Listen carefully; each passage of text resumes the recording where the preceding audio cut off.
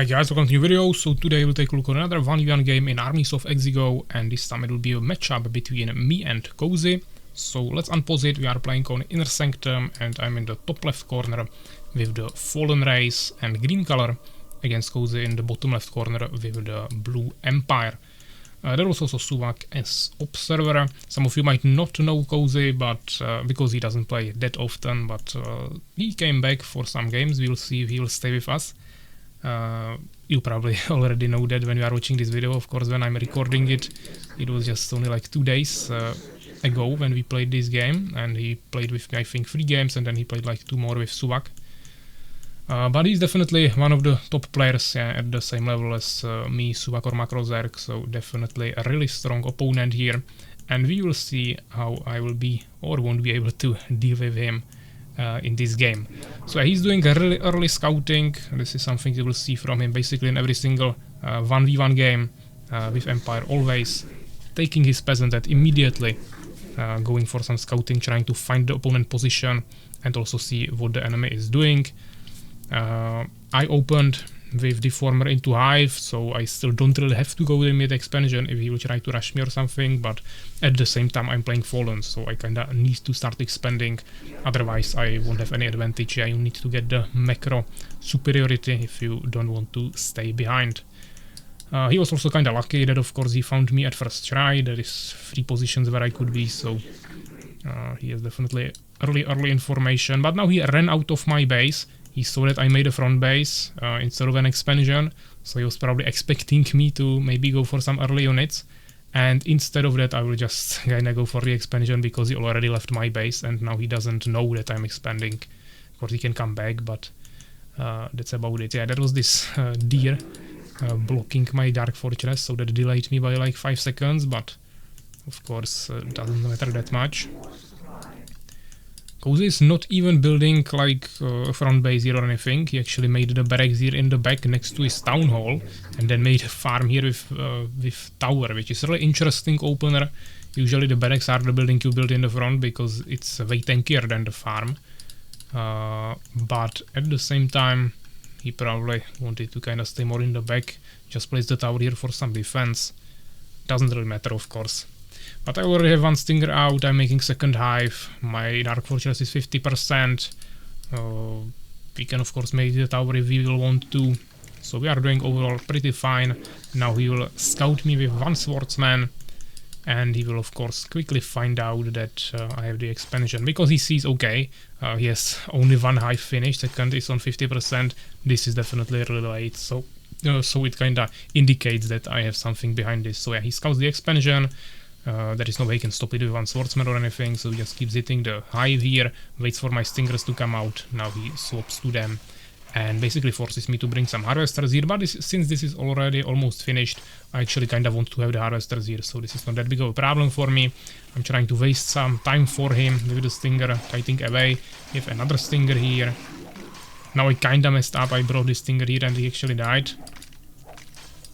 But I brought also the first Stinger I made from scouting, we made another one, and eventually we were able to trade 1 Swordsman for 1 Stinger while securing our expansion. So it's finished. Of course his reaction immediately is to expand as well, even though he doesn't have any protection here, so now I could potentially take all these Stingers, spam more of them and potentially even push this, but he's of course also starting another tower now. He could bring villagers to protect it, plus he's spamming new Swordsmen, so would be probably the best idea anyways, but it doesn't matter that much for now. I'm of course investing mainly into my own economy, trying to gain some economical advantage because I have the expansion sooner, so I should try to gain some advantage from that. We are already 7 population ahead.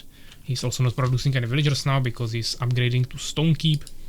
He's also getting Blacksmith. And I'm slowly moving to him with 7 Stingers. 1 more at home, healing of course. And now we also made Incubator. And I think I will maybe make Third Hive. So we got into his base. He already has 2 Swordsmen, but 1 is almost dead. The tower here is not finished at all, or it's finished but it's not upgraded yet. You see him trying to make 11th century here, but unfortunately we can't really attack the tower because it's protected by another tower from here, so I'm just trying to bring back my low HP Stingers, not to lose anything, but we at least stopped the 11th century, so it was not that bad. Maybe I could have stopped this, but he had another peasant right next to it, so it wouldn't delay it by basically any amount. So overall I think we did kinda well, we didn't lose any units, we stopped one building, and we also killed one swordsman there, I think. Now we just need to heal everything. In the meantime, I of course made a new Dark Fortress, trying to utilize the time advantage we get here. Or resource advantage, yeah. We are 6 population ahead, way more gold, here's more gems, kinda even wood, and we have the incubator finally, and we are making a soul trap. Here I'm not fully standing on the unholy ground, but at least some of the stingers are healing. Also making a tower in the expansion, third hive actually there. Lots of new summoners, so we go for 4th and 5th hive. 5 is usually what you want to go for with 3 bases, and we also go for lightning spire here, protecting it by some control forms there, so it's harder to harass it with melee units. Even though if you stick it, I mean if you place the control forms like all the way to the lightning spire, you usually stick it on top of it or next to it, then actually the range of melee units is usually enough to hit through the control form, because all melee units have one range. For example, villagers have only 0.5, so I think villagers shouldn't be able to hit over the control form, but melee units like swordsmen or stingers or warriors will still be able to hit it, so it's usually better to put it a little bit further away. But of course you also need to kind of surround it with buildings and everything. This will still provide some protection, so it's actually kind of fine. So now I'm moving some harvesters from my first expansion to my second expansion, starting production of harvesters in all 3 Dark Fortresses, getting improved metabolism, producing lots of spitters, while we still have the stingers that are already kind of healed up. And I am 14 population ahead. He will scout me here, but what can he do? I have a tower there, it's already working. There is no way he can push into me. He has only 3 swordsmen, 1 elf ranger, 1 priest and 1 phoenix. He's not even utilizing the phoenix for scouting. Now he's finally moving out. His base is barely saturated. He's also getting a giant for some flowers, but I'm already in front of his base. And right when he's trying to move out to maybe stop the third base or something, I'm already prepared here to push him back. And even though I don't really have any matriarchs to counter his priests, he doesn't have too many units overall, so it's not that big of a problem. We just kind of locked him in. I have one scout here also checking other bases, in case he managed to escape with a peasant secretly somewhere to expand. He could have like completely secret expansion, for example, here, but we were kind of counting on that not happening. I also checked this expansion, and here you will actually find the tower, interesting build from him. I could have ignored the tower, but I was just kinda okay, let's finish it, why not? He utilized this time to place down some flowers. I saw the forest for vision, so a really good play by him. But I'm finally getting Valcocoon and Vengeance Hall, and we'll be going for stronger units. While I could of course make another expansion already as well, but I wanted to pump more units now. We are getting second and third Vengeance Hall as well. Plus of course Sorrow Shrine for materials and also upgrades for all the units in the Vengeance Halls. He saw the spitters and he started making some pikemen as well. So now it's just combination of swordsmen, pikemen and elf rangers, plus priests of course. And we see that he's already getting obsidian tower, or he has it, but he's getting decree and he's preparing for mages. Mages from 2 bases are usually not that easy to get, because you just won't have enough gems to spam them together with priests and all other things. So it shouldn't work too well for him, but I still have only 1 expansion advantage, so and I have only basic units, stingers and spitters, now finally adding at least some nightmares. So overall it could work actually kinda decently for him. Here he started his expansion now, placed it there, he's moving his army to protect it. Of course my stinger will scout it. That's why we need to have the scouting here and gather the information. Of course you also need to know how to utilize the information, but it was really important that I had the stinger here. We will attack the peasant. I think we won't kill him, his army is too close, the damage of the stinger is too low. Without the nurse we put on the attack speed, the peasant will definitely die here, but Fortunately, he was able to save him, and we can also immediately heal him up with the peasant, with the priest.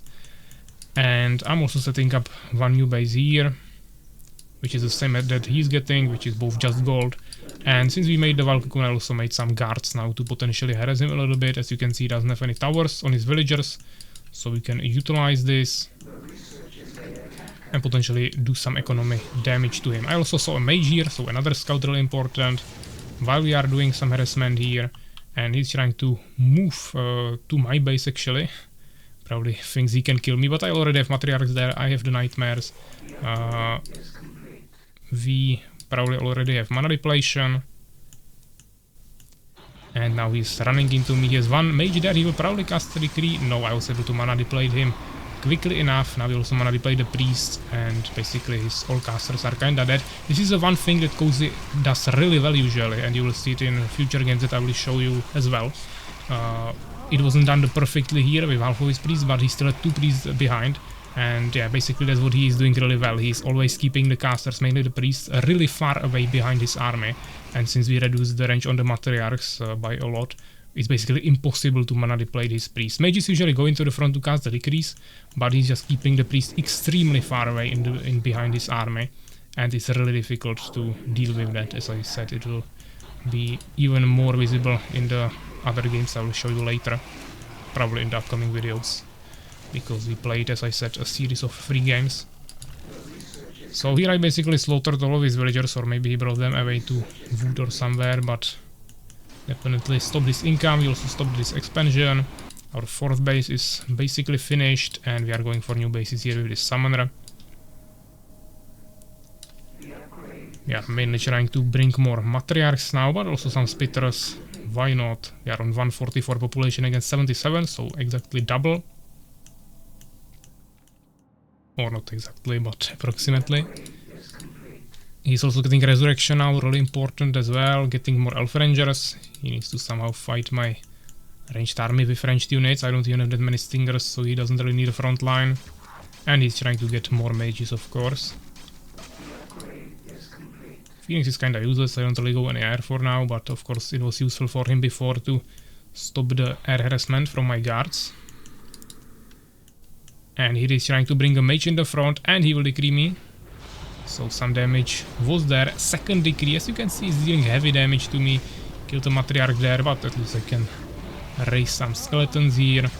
He killed his front line, and of course I have double population, so this is no more challenge for me. Now I macroed half of the map, so even if we would somehow lose this fight, or it would prove that I'm not able to push this because of too strong defense, I will slowly gain a heavy macro advantage and we should be totally fine. But the air decrees are definitely dealing with me pretty nicely. My whole army is almost dead. One more decree and I will lose half of my spitters and matriarchs, so I actually decided to pull back since there is another tower that is really hard to destroy for me. And I don't know how many more mages he can have here, so we are just playing more defensively. Even though he's not producing any new mages now and he has only one with no mana, so wasn't even really necessary, but we can easily heal here, yeah, no problem. We start producing harvesters everywhere again, even though we are running low on population, so I don't want to go over the top. And we are also getting some void walkers now for anti-magic, of course, which we are researching here together with Freeze as well. Here I left some skeletons with one spitter, so we see that he's coming out of his base. We also have some towers here that can help us. Bases are finished, but we don't have any harvesters here yet. And now there is the mage again. But he manipulated him and he calls it GG.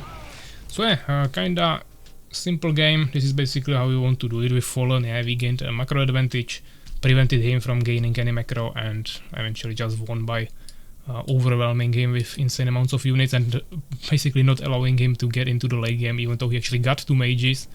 Overall, of course, he didn't have too many units. If we would fail to do that, I wouldn't be able to kill the army anymore. We were already dying to the decrease, really. So yeah, I really needed Void Walkers if we would have to continue. But yeah, 63 kills, 41 on his side. We got like 50 more units there. Double largest army. Not that much more experience, actually. researches actually on his side as well. He also had one more building. Resources by like 30% more, yeah.